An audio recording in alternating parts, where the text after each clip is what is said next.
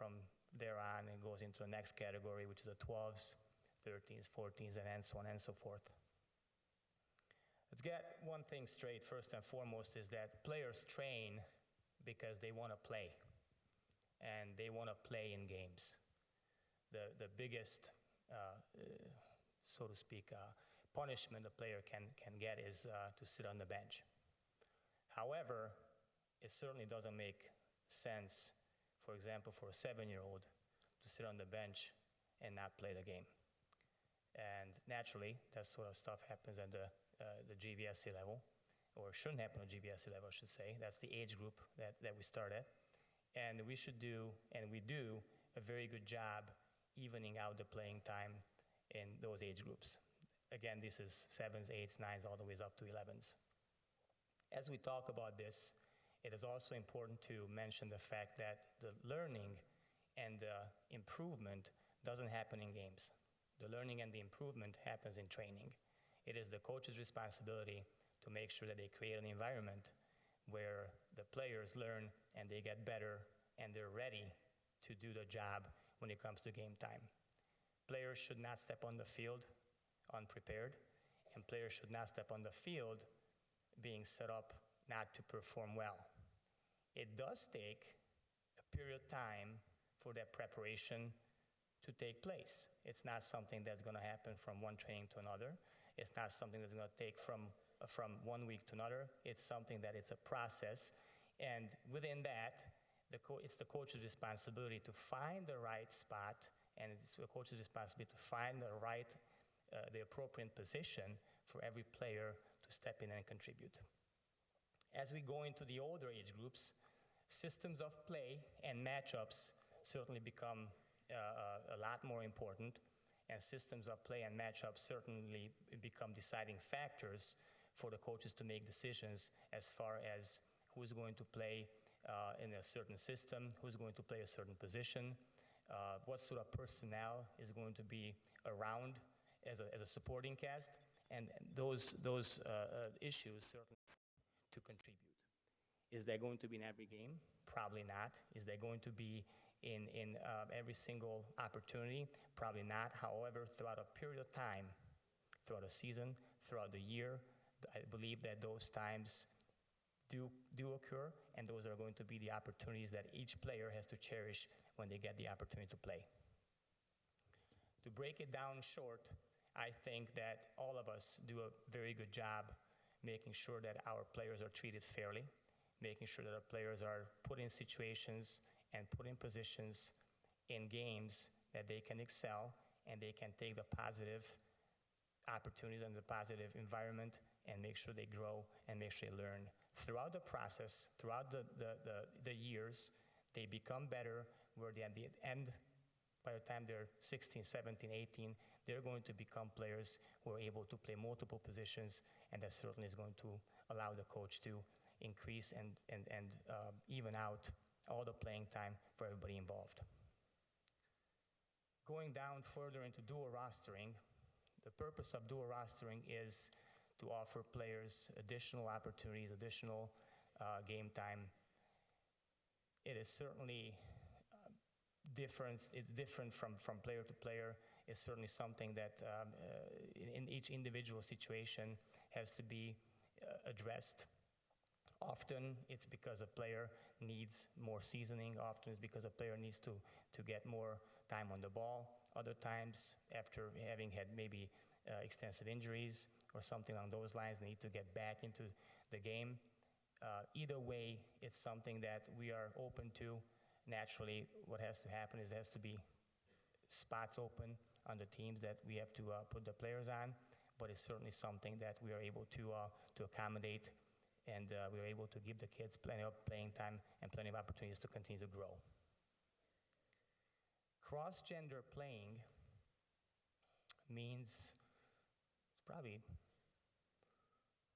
put a bit questionably, but it means boys playing on girls' teams or girls playing on boys' teams.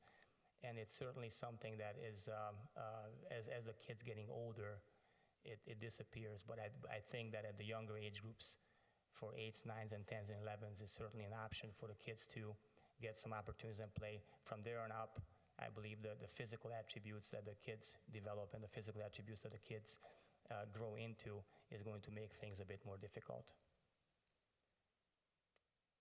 Issues that come up for a player, for a family, for a parent, it should be handled and it should be addressed in a certain manner. It should be handled, it should be addressed professionally, and it should be brought up at first with the coach or the manager. If there's no proper resolution found to that, it should be brought up to the DOC, and if still, after 2 steps taken, it's not handled and it's not resolved, it should be brought up to the executive director. That's it. Thank you.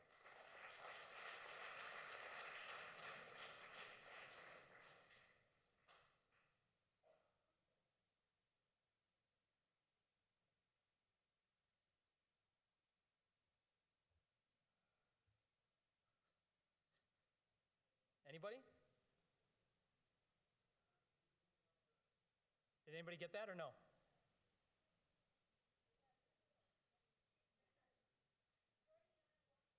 I promised myself if nobody had it, I would take 7 off the number, so 51.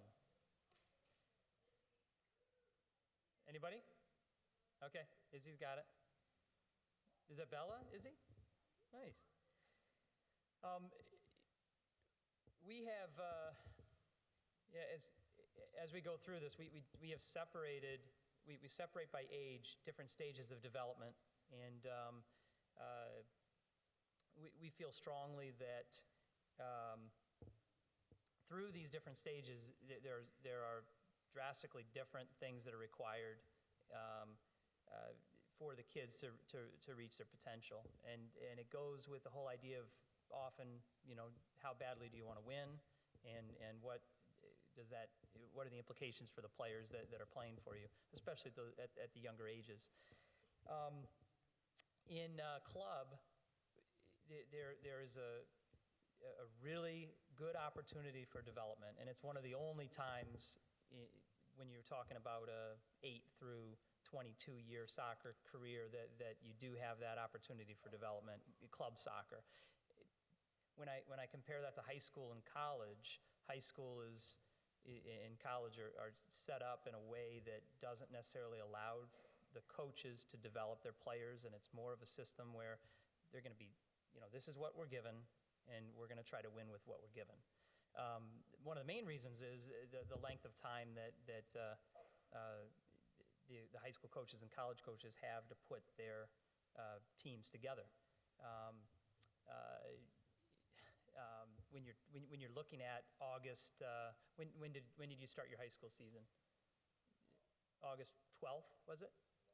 11th, and did you guys just end last week then? So it's 2 months. Okay, so let's call it 9 weeks, and in that 9-week period, 3 months. Okay, 3 months in that this 12-week period.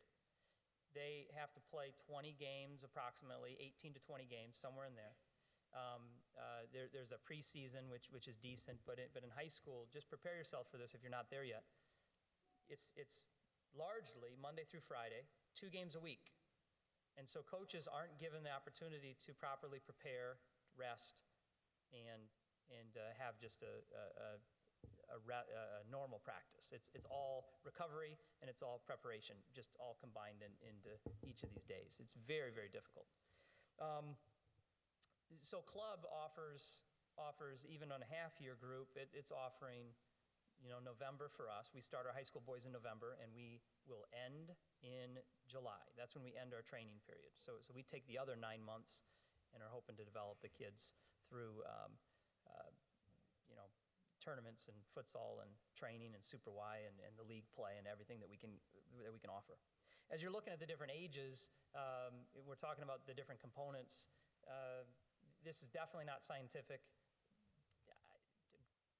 I have no experience in bar graphs, and some of you guys who may do presentations might have no idea what I was trying to accomplish here. Now that I'm looking at it, that's terrible. So Wow. But the point is, we're looking at U8 through U10. There's 4 different stages of development, and between technical, how we do it, tactical, why we do it, and then the mental side of the game and the physical side of the game. As a club coach and as a club, the left side are percentages. This is the amount of time that we spend in these different areas, and you'll see, U8s through U12s, we spend a lot of time on getting the kids technically ready to play. That goes down, and the other 3 are slowly heading up. Now, for different teams, there's going to be different levels, but this comes pretty close. One thing that is very, very difficult for us, though, is when we get kids that haven't been with us at 13 and 14, there's a huge gap in terms of technical development. And I don't want to name clubs or name organizations, but 9 out of 10 kids that come to us, 11 through 14, no matter where they've come from, don't have the right base. And so that's something that we're consistently trying to work with and fix. That was a quick segment, but there we go. That's pretty good. Is that the big one? That was your thing, wasn't it? That's a big prize.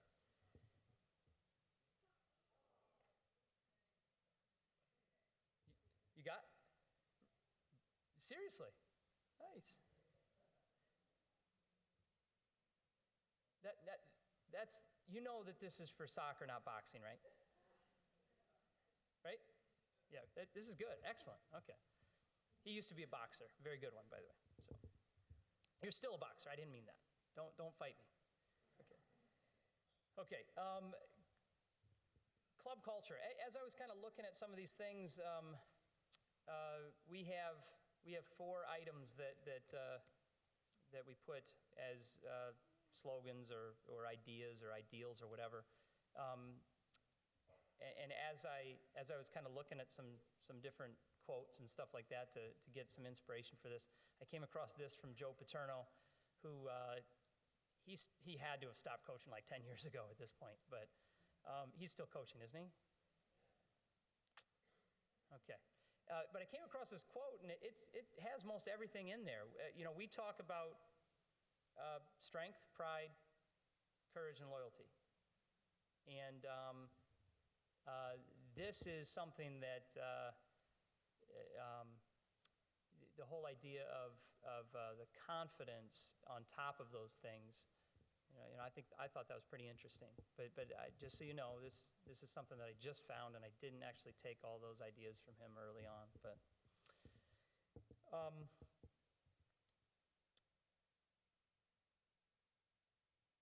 the idea of strength, when we were first putting this in, I don't think it ever meant to be the how strong we are physically. When you're playing soccer,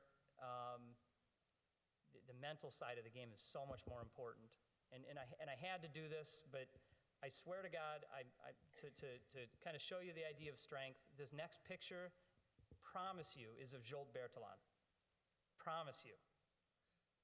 And if you look up online and Google Jolt's name, this is the picture that comes up. That is Jolt Bertalan.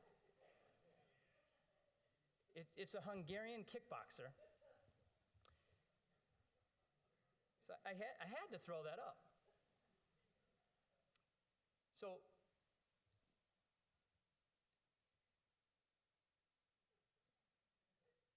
that's not Jolt either. But so it's the strength of will that becomes more important, because you can't always win the battle of strength. And just like in soccer, I always say there's always somebody better.